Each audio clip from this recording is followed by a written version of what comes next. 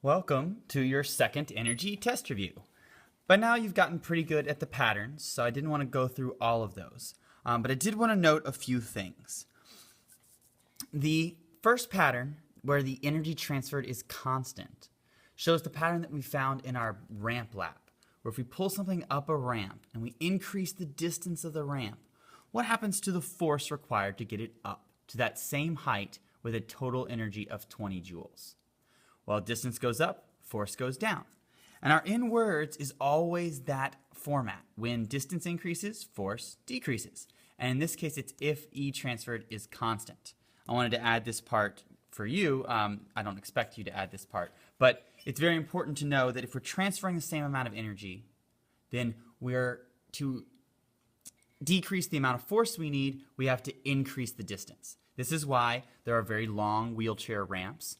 And this is why when you climb a mountain, you have these switchbacks that go back and forth across the mountain. You're increasing the distance you're traveling by a lot, and that makes it less force that you have to use. Because sometimes we max out how much force we can use. The second pattern shows the E transferred equals force times distance. This is the formula we're going to use most often. In E transferred is work, by the way. So this is the same. Work is E transferred.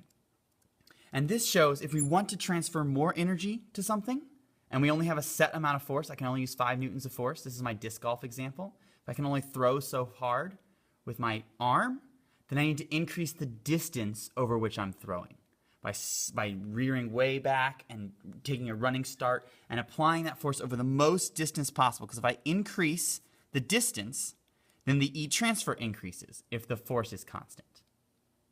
All right, and then our force of spring. This just says that there's a linear relationship between the stretch of a spring and how much force. And this is a really important idea because it means to stretch a string twice as far. You can't spring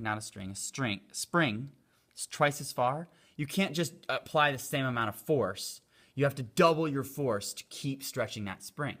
And if you've played with springs, you would kind of intuitively know this. It's easy to do it a little bit, but to stretch it further and further takes more force. And then to get to the elastic energy, the thing that trips a lot of people up with this is they often forget to square the x first and then multiply by k and then divide by 2 or multiply by 0.5.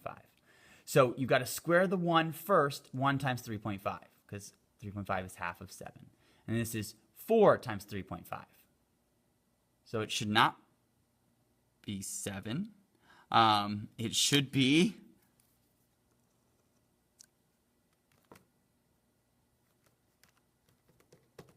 14. Sorry about that. And this is interesting because this was also the force. This is the funny thing that happens when we have a stretch of exactly 2 meters. The math just works out so they're the same. It's totally a coincidence. These are very different equations. And then the full stretch with 5 is 87.5. So when we're graphing this, note how I went to 100. That's the trick I always want you to use for graphing. Round that ugly number up to the nearest even number, and then it's really easy to divide across. So when we plot our points, both of these are well under 20, whereas 5 is all the way up here at 87. And that's how we get our nice quadratic pattern. So when the stretch increases, the E elastic increases quadratically. And I do want you to add that idea that it doesn't just increase linearly, it increases quadratically. And then to answer these two questions, the key here, it says describe the different ways to do work on an object if you only need to transfer a certain amount of energy to it. That's our first pattern, constant energy transferred. And you should always be in this habit of looking at other areas of the test, trying to find the information you're looking for. So if my E transferred, if I only need to transfer a certain amount of energy, I can either do a lot of force over a small distance, or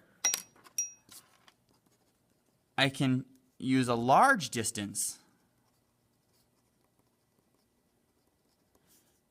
to decrease the force required.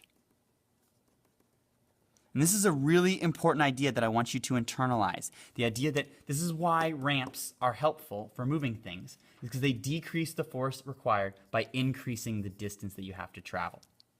Now for the second part, how do we do more work on an object if you only have a max force you can use? That's this second pattern. When force is 5 newtons and I increase the distance, what happens to the E transferred? Well, I can do more work. Lost my black pen. I can do more work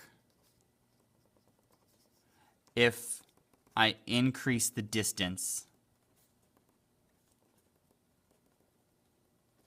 that I apply the force. And this is my disc golf example. I want to rear back and really let go with a lot of distance if I want to do a really good disc golf throw. All right, and then as I stretch the spring, how's the force required to stretch it farther change? Simple pattern repeat. Stretch increases, force of spring increases. How does the energy change? Stretch increases, the energy elastic increases. And it's really important to note that the K is the spring constant, X is stretch.